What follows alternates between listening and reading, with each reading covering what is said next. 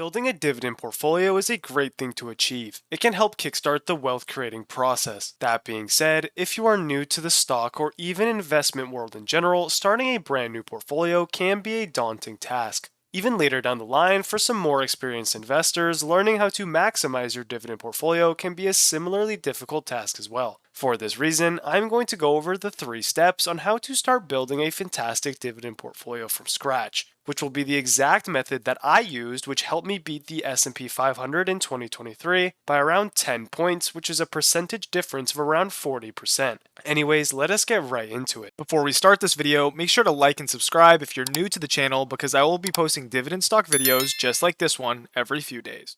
So when you are first starting out, stocks in general may seem pretty scary. There is a seemingly endless amount of companies, and besides maybe some like Apple, Microsoft, and Google, half of them are companies you have never even heard of. It can also be really challenging deciding which company you want to pick. For this reason, for step 1 in this portfolio building process, I absolutely recommend investing in an index fund or ETF. This ETF or ETFs should become your base for the rest of your portfolio to build upon. I understand that this can sound boring and defensive, but not all ETFs are like the traditional index fund that we have in mind. I recommend an ETF for novices because of 2 reasons. Firstly, ETFs in general are things you can hold your entire life. When I first started out investing, I bought individual shares of companies that looking back on are kind of ridiculous. For example, I bought stock in Lucid. If I had just been buying ETFs instead back then when I was a novice, I would have been setting myself up by buying a hold forever position rather than buying things I didn't yet understand at all. Also with ETFs, they are super simple as they themselves are a basket of stocks that can provide defensive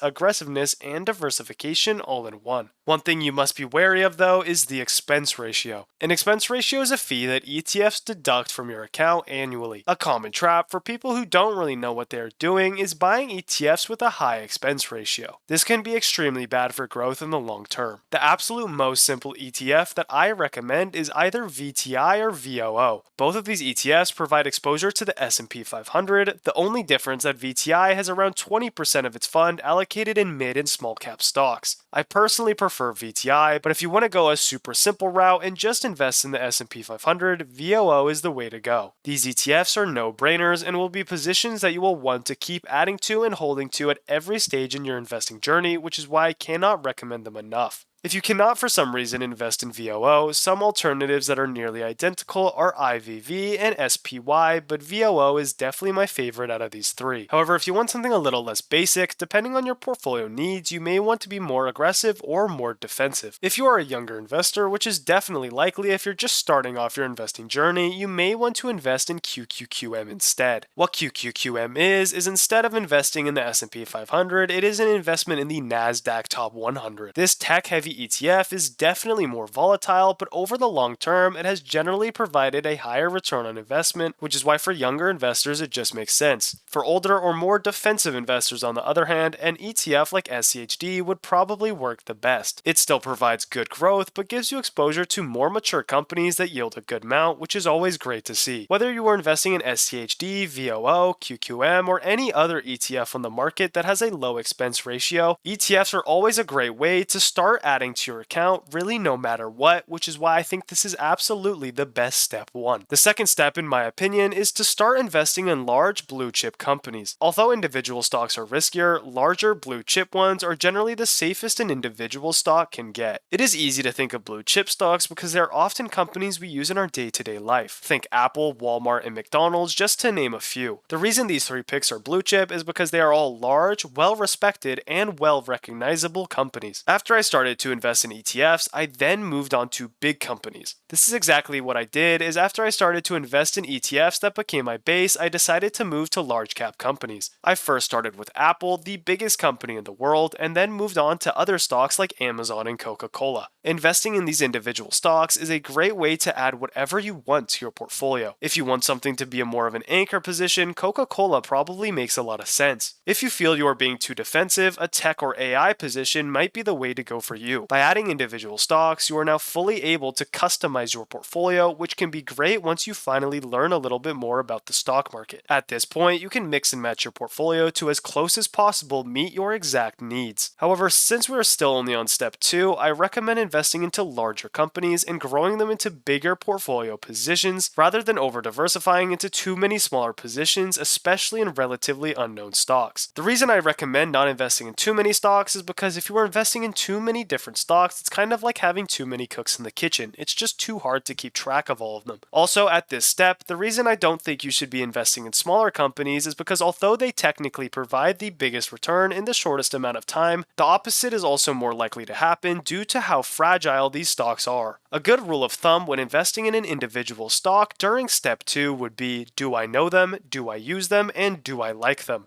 If you can answer yes to at least 2 of these 3 questions, preferably you can say yes to all 3 of them though, the stock should be good enough. The other benefit of investing in individual stocks is that you will learn a lot more about the stock market than you will just with index funds. The truth is, you could go your entire life investing in just VOO and do pretty well for yourself without knowing a single thing about stocks. Although for some people, this is absolutely ideal, for others it isn't. If you truly want to learn more about the financials of the stock market or how to read a balance sheet, for example, investing in individual companies is the best way to learn, as it will keep you more on your toes about market information. This step of investing in large companies will help pad out both your portfolio and also pad out the stock information in your brain. Once you've invested in a few of these companies, anywhere from 4 to 10 in my opinion is a good amount for an extended period of time, you are probably ready for step 3. Step 3 is the most niche of these steps and one that can be extremely harmful and difficult for beginners. This step, for many older and more experienced investors, is already common sense, but it is investing in smaller, more specialized companies that you have done research on and believe will do well. This step for beginners is truly shooting a shot in the dark. For example, bringing us back to the fact that one of the first stocks I invested in was Lucid, ticker LCID. I invested in the stock when it was worth around $20 a share. Fast forward just around 2 years later, and my shares would have been down over 82%. Obviously, I ended up selling at around $17 a share, but the point is, I clearly didn't know what I was doing. If you had asked me why I invested in Lucid back then, I probably would have said because they make cool cars. This is why this step is something that I think should be avoided at all costs for newcomers. Newcomers will invest in stocks that they've heard somewhere is good and lose a bunch of money because they hadn't ever put in their own research, because at this point you wouldn't even know how to. Now that I'm a bit more experienced, I can easily say why I would never invest in a company like Lucid again. Firstly, the automobile sector is highly competitive with ultra thin margins. In addition, as a startup, Lucid commanded and still commands a pretty high evaluation for a company not producing that many cars. Lucid, a company worth around $8 billion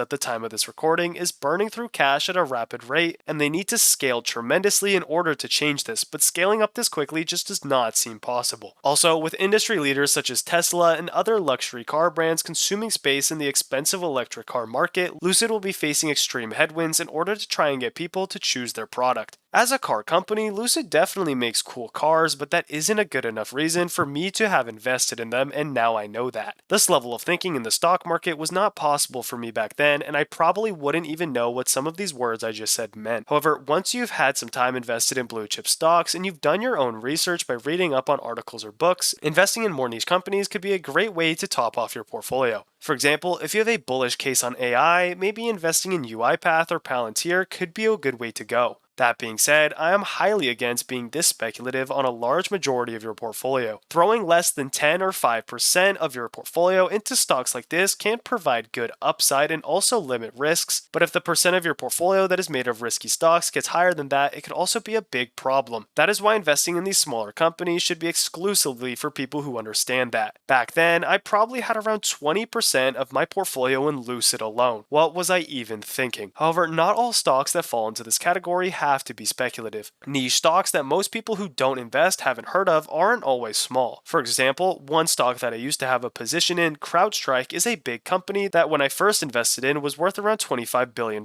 This by no means is small, nor is it super speculative. That being said, it is not a well-known company amongst the general public. For this reason, although it wasn't a highly speculative play, it was still a more niche one that made up only a small percentage of my portfolio at the time. Step 3 doesn't have to be and shouldn't be gambling. selling, but it entails that the companies at this step are lesser known and therefore can provide theoretical higher upside if the company is able to maintain an upward trajectory, as smaller companies can double or triple their market cap much quicker than large ones just due to how math works. I know most of these smaller unknown stocks don't pay a dividend, but a lot of small caps still do, so don't count it out. Anyways, that is the final step of what in my opinion is a way to build a great dividend portfolio. However, if you had to skip one of these steps, I would absolutely recommend skipping step 3, as step 1 and 2 are important and step 3 a little less so. Thanks for watching this video. Do you agree with my methods on how to build a great dividend portfolio? At least for me, this strategy has worked out pretty well so far. That being said, there are a few things that investors need to do, such as dollar cost averaging and sticking to the plan without freaking out if the market sinks, that are essential for any investing strategy to succeed. I think though, on your investing journey, these are skills that you will pick up automatically as you become more proficient. Thanks for watching. I will see you all in the next video.